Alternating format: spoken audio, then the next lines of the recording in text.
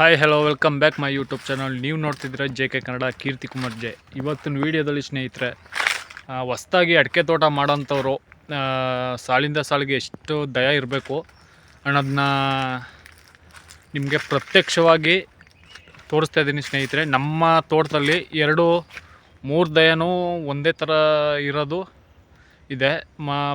ಪಕ್ಕದ ತೋಟದಲ್ಲಿ ಒಂದು ದಯ ಮಾಡಿದ್ದಾರೆ. ಅದು ಯಾವ್ಯಾವುದು ಅಂತ ತಿಳಿಸ್ಕೊಡ್ತೀನಿ. ಬನ್ನಿ ಸ್ನೇಹಿತರೆ, ಈ ವಿಡಿಯೋ ಯಾರೆಲ್ಲ ಹೊಸ್ದಾಗಿ ನೋಡ್ತಾ ಇದ್ದೀರಾ ಅವರು ದಯವಿಟ್ಟು ಸಬ್ಸ್ಕ್ರೈಬ್ ಮಾಡಿಕೊಂಡು ಈ ವಿಡಿಯೋ ನೋಡಿ ಅಂತ ಕೋರ್ಕೊತಾ ಇದ್ದೀನಿ. ಬನ್ನಿ ಈ ವಿಡಿಯೋ ಸ್ಟಾರ್ಟ್ ಮಾಡೋಣ. ನೋಡ್ತಾ ಇದ್ದೀರಾ ಸ್ನೇಹಿತರೆ, ನೀವು ಇಲ್ಲಿ ಒಬ್ಬ ನಮ್ಮ ಪಕ್ಕದ ತೋಟದವರು, ಇದು ನಮ್ಮ ಪಕ್ಕದ ತೋಟದವರು ಇವಾಗ ತಾನೇ ಹೊಸ್ದಾಗಿ ನಾಟಿ ಮಾಡವ್ರೆ. ಇದು ದಯ ಹೇಗಿದೆ ಅಂತಂದರೆ 10/8 ಇದೆ. ಇದು ಸೂಕ್ತವಾದ ದಯನೇ ಇದು. ಇನ್ನು ಕೆಲವರು ಇದರಲ್ಲೂ ತುಂಬ ಚೆನ್ನಾಗಿ ದಯ ಕೊಟ್ಟಿದ್ದಾರೆ. ಬಟ್ ಏನಪ್ಪ ಅಂತಂದರೆ ತೆಂಗಿನ ಗಿಡಗಳನ್ನ ತುಂಬ ಹತ್ರ ನೆಟ್ಬಿಟ್ಟಿದ್ದಾರೆ. ಅದೊಂದು ಪ್ರಾಬ್ಲಮ್ ಆಗುತ್ತೆ. ಅದು ಬಿಟ್ಟರೆ ಅಡಿಕೆ ಗಿಡಗಳನ್ನ ಸೂಕ್ತವಾಗಿ ನೀಟಾಗಿ ನೆಟ್ಟಿದ್ದಾರೆ ಸ್ನೇಹಿತರೆ. ಇದರಿಂದ ಅತಿ ಹೆಚ್ಚು ಇಳುವರಿನೂ ಪಡ್ಕೊಬೋದು. ಕೆಲವರು 6/6 ನೆಡ್ತಾರೆ.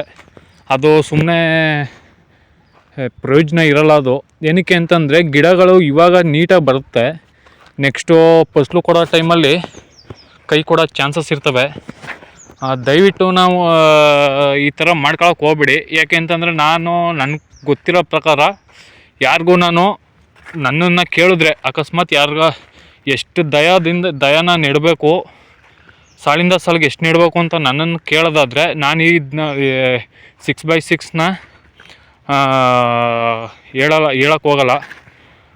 ನಾನು ಏನೇ ಇದ್ರೂ 10/8 ಈ ಥರ ಹೇಳ್ತೀನಿ ಸ್ನೇಹಿತರೆ.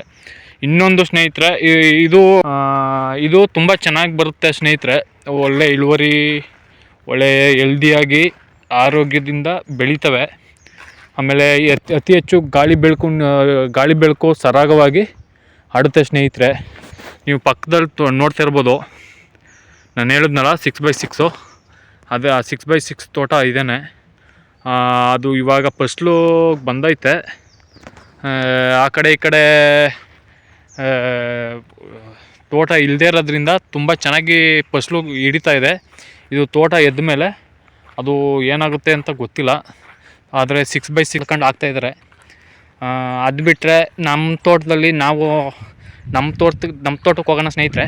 ನಮ್ಮ ತೋಟದಲ್ಲಿ ಯಾವ ದಯ ಮಾಡಿದ್ದೀವಿ, ನಮ್ಮ 3 ಎಕರೆಯಲ್ಲಿ ಯಾವ್ಯಾವ ದಯ ಮಾಡಿದ್ದೀವಿ ಅಂತ ಅನ್ನೋದನ್ನ ಈಗ ತಿಳಿಸ್ತೀನಿ. ಬನ್ನಿ ಸ್ನೇಹಿತರೆ. ನೋಡ್ತಾ ಇದ್ದೀರಾ ಸ್ನೇಹಿತರೆ, 6/6 ಆಯಿತು. ಇವಾಗ 7/8 ಆಯಿತು. ಇವಾಗ ನಮ್ಮದೇ ಆದಂಥ ತೋಟದಲ್ಲಿ ನಾನು ಈ ವಿಡಿಯೋ ಮಾಡ್ತಾಯಿದ್ದೀನಿ. ನೋಡ್ತಿರ್ಬೋದು,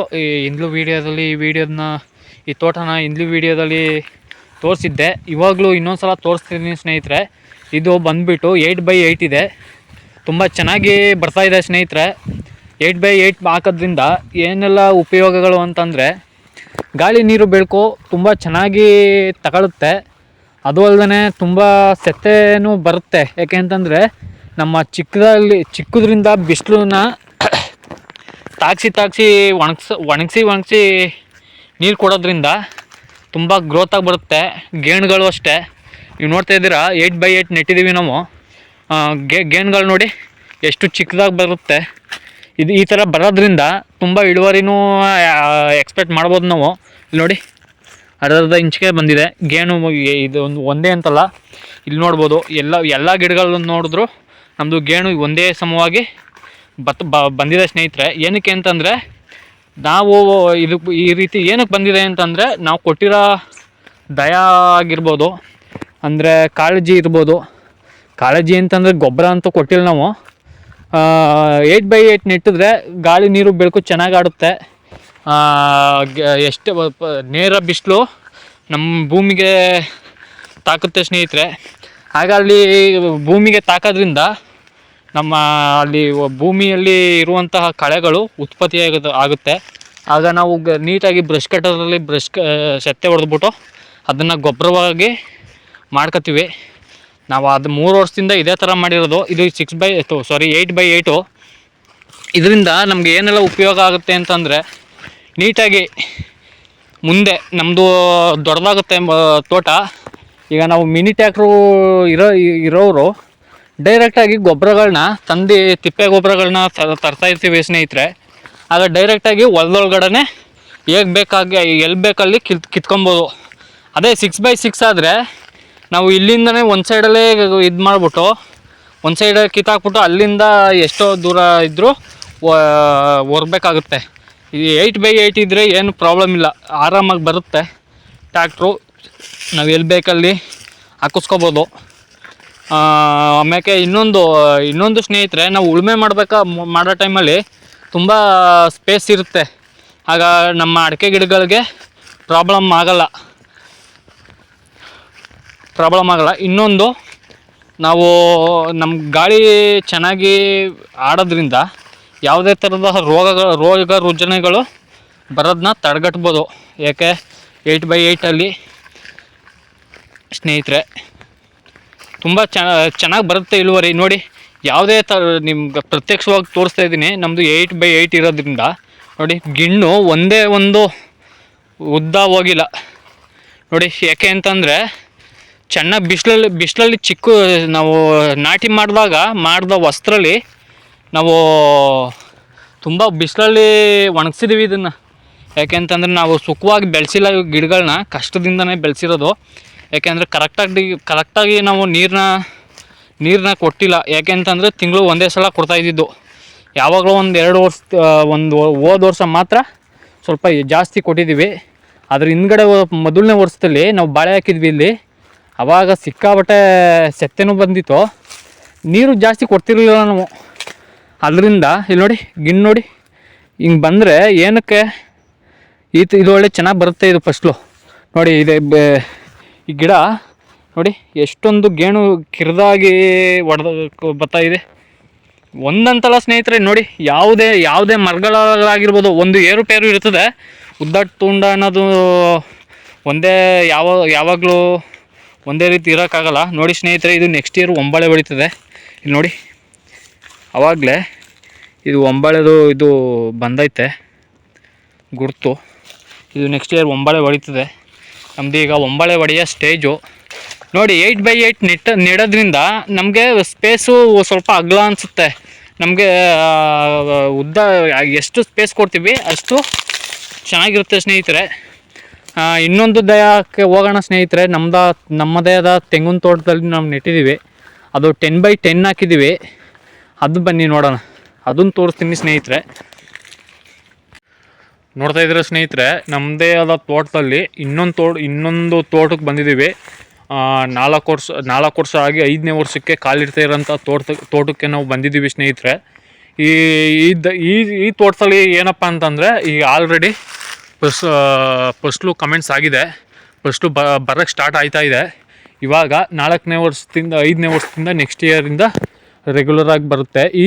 ಇಲ್ಲಿ ಯಾವ ದಯ ಕೊಟ್ಟಿದ್ದೀವಿ ಅಂತಂದರೆ ನಾವು 7x7. ಇದರಿಂದ ಇದು ಅಷ್ಟೇ ತುಂಬ ಚೆನ್ನಾಗಿ ಬರ್ತಾಯಿದೆ ಸ್ನೇಹಿತರೆ. ಗಿಡಗಳೆಲ್ಲ ಹೆಲ್ದಿಯಾಗಿ ತುಂಬ ನೀಟಾಗಿ ಬರ್ತಾಯಿದೆ. ಇಲ್ಲಿ ನೋಡ್ತಿರ್ಬೋದು ನೀವು, ಅದು ನಾವು ತೆಂಗಿನ ತೋಟದ ಒಳಗಡೆ ಹಾಕಿರೋಂಥದ್ದು.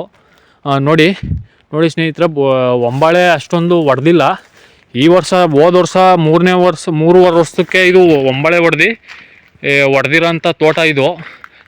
ಈ ವಿಡಿಯೋದಲ್ಲಿ ಇದೆ ನೋಡಿ ಸ್ನೇಹಿತರೆ. ಲಾಸ್ಟಲ್ಲಿ ನಮ್ಮ ಪ್ಲೇ ಲಿಸ್ಟ್ಗೆ ಹೋದರೆ ನಾವು ಮಾಡಿರೋ ಫಸ್ಟ್ನದಲ್ಲ 3ನೇ ವೀಡಿಯೋ ಇದೇನೆ. 3.5 ವರ್ಷಕ್ಕೆ ಒಂಬಾಳೆ ಹೊಡೆದಿದೆ ಅಂತ ವೀಡಿಯೋದಲ್ಲಿ ಆಲ್ರೆಡಿ ಯೂಟ್ಯೂಬಲ್ಲಿ ವೀಡಿಯೋ ಮಾಡಿದ್ದೀನಿ. ನೋಡಿಲ್ಲದೆ ಇದ್ದವರು ದಯವಿಟ್ಟು ಹೋಗಿ ನೋಡಿ ಸ್ನೇಹಿತರೆ. ಇದು 4ನೇ ವರ್ಷ ದಾಟಿ 5ನೇ ವರ್ಷ ಕಾಲಿಡ್ತಾ ಇದೆ. ಇದು ತುಂಬ ಚೆನ್ನಾಗಿದೆ. 7x7. 6x6 ಹೋಲ್ಸ್ಕೊಂಡ್ರೆ ಇದು ಬೆಟರು. ಏನಕ್ಕೆ ಅಂತಂದರೆ 6x6ಅಲ್ಲಿ ಗಾಳಿ ನೀರು ಬೆಳಕು ಅಷ್ಟೊಂದು ಸರವಾಗಿ ಆಡಲ್ಲ ಸ್ನೇಹಿತರೆ. ಅದೇ 7x7 ಒಂದೊಂದು ಅಡಿ ಡಿಫ್ರೆನ್ಸಲ್ಲಿ ತುಂಬಾ ವ್ಯತ್ಯಾಸ ಇರುತ್ತೆ. ಅದಕ್ಕೆ ಏನು ಅಂತಂದ್ರೆ ಲಾಟ್ ಆಫ್ ಡಿಸ್ಟೆನ್ಸ್ ಏನಿಲ್ಲ. ಅದೊಂದು ಸ್ವಲ್ಪ ಒಂದಡಿ ಕಡಿಮೆ ಇರುತ್ತೆ, ಇದೊಂದು ಅಡಿ ಜಾಸ್ತಿ ಇರುತ್ತೆ.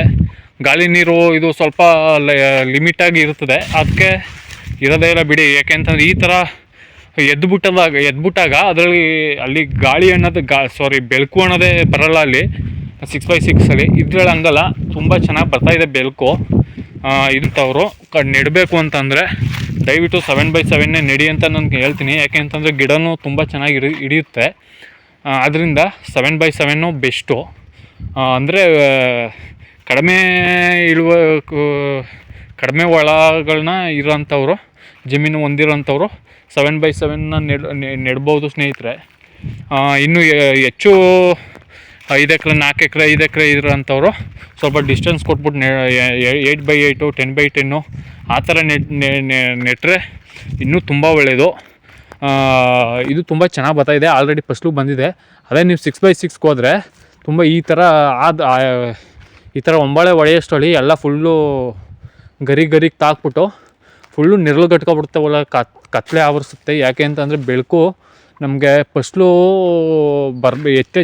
ಹೆಚ್ಚು ಇಳುವರಿ ಬರಬೇಕು ಅಂತಂದರೆ ನಮಗೆ ಗೊಬ್ಬರ ಮತ್ತು ನೀರು ಗಾಳಿ ಎಷ್ಟು ಮುಖ್ಯನೋ ಬೆಳಕು ಕೂಡ ಅಷ್ಟೇ ಮುಖ್ಯ. ಸೂರ್ಯನ ಕಿರಣಗಳಿಗೂ ಅಷ್ಟೇ ಬೇಕಾಗುತ್ತೆ. ಅದರಿಂದ ನಾವು 7x7 ಸೂಕ್ತವಾಗಿರುತ್ತೆ ಸ್ನೇಹಿತರೆ. ಬನ್ನಿ ನಾವು ಈಗ ನಮ್ಮದು ಇನ್ನೊಂದು ತೋಟಕ್ಕೆ ಹೋಗೋಣ. ಅದು ಇವಾಗ 1.5 ವರ್ಷ ಆಗಿದೆ.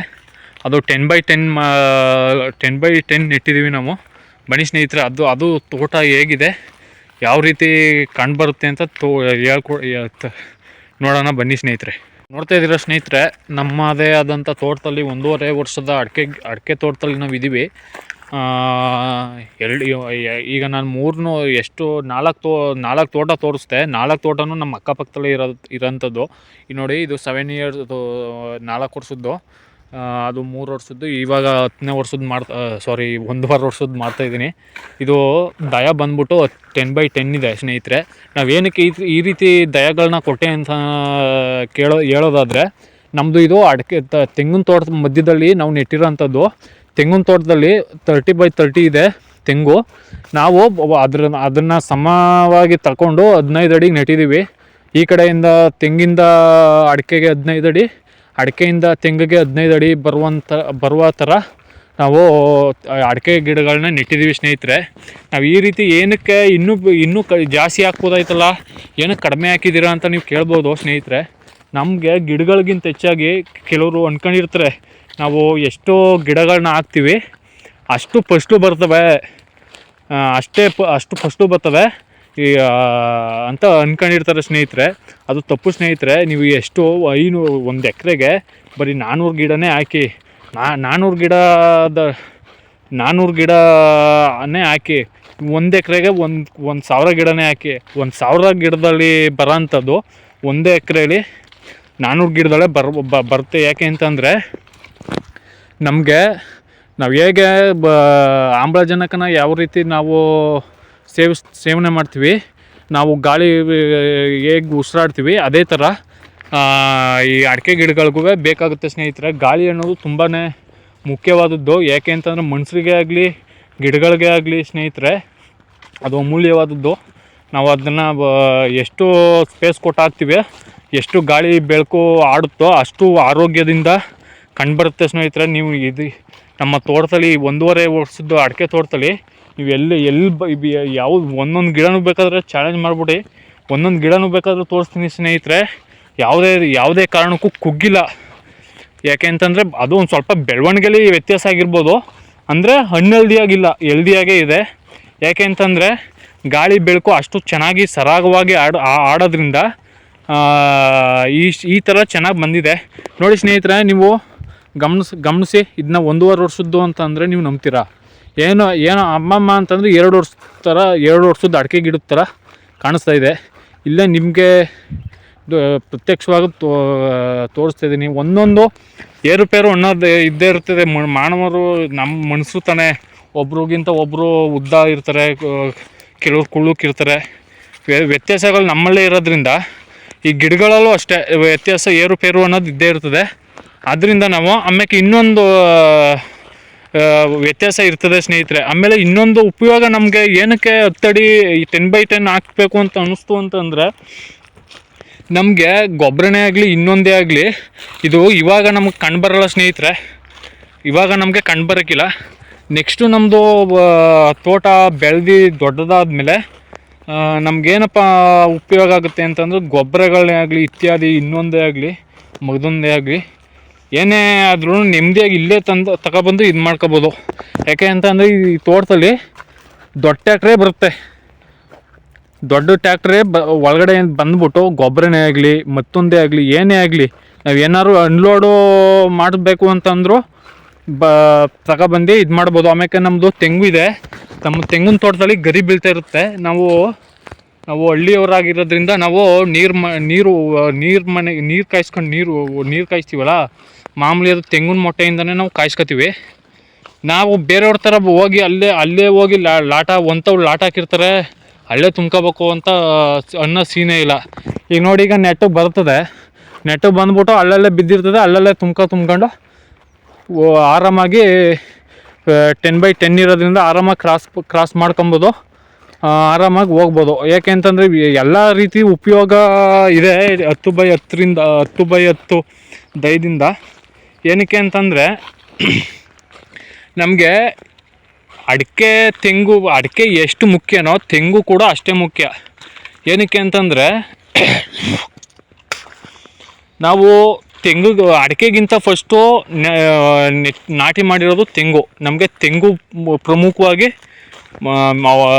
ಮೇನ್ ಕ್ರಾಪ್ಟೇ, ಅದು ಕೂಡ ಮೇನ್ ಕ್ರಾಪ್ಟು ನಮಗೆ ತೆಂಗು ಕೂಡ. ಏನಕ್ಕೆ ಅಂತಂದರೆ ನಮಗೆ ಅಡಿಕೆಲಿ ಏನು ಫಸ್ಟು ಉದಾಹರಣೆ ಕೊಡ್ತಾಯಿದ್ದೀನಿ ನೋಡಿ, ತೆಂಗುಲಿ ಈ ಮರದಲ್ಲಿ 1,000 ರೂಪಾಯಿ ಬರುತ್ತೆ ಅಂದರೆ ಅದು ನಮಗೆ 500 ರೂಪಾಯಿ ಕೊಡಲಿ. ಇದು ತೆಂಗು 1,000 ರೂಪಾಯಿ ಕೊಡುತ್ತೆ ಅಂದರೆ ನಮಗಿದು ಬರೀ 500 ರೂಪಾಯಿ ಕೊಡಲಿ ಸಾಕು ನಮಗೆ.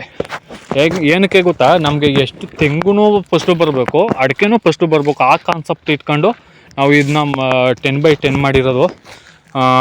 ಅದಕ್ಕೆ ತುಂಬ ಚೆನ್ನಾಗಿ ಒಟ್ನಲ್ಲಿ ಚೆನ್ನಾಗಿ ಬರ್ತಾಯಿದೆ ಸ್ನೇಹಿತರೆ, ತುಂಬ ಹೆಲ್ದಿಯಾಗಿ ಬರ್ತಾಯಿದೆ. ಈ ವಿಡಿಯೋ ಇಷ್ಟೇ ಆಗಿದೆ ಅಂತ ಅಂದ್ಕೊಂಡಿದ್ದೀನಿ, ಸ್ವಲ್ಪ ಹೊಡೆದಿದ್ದೀನಿ, ಬೇಜಾರು ಮಾಡ್ಕೋಬೇಡಿ.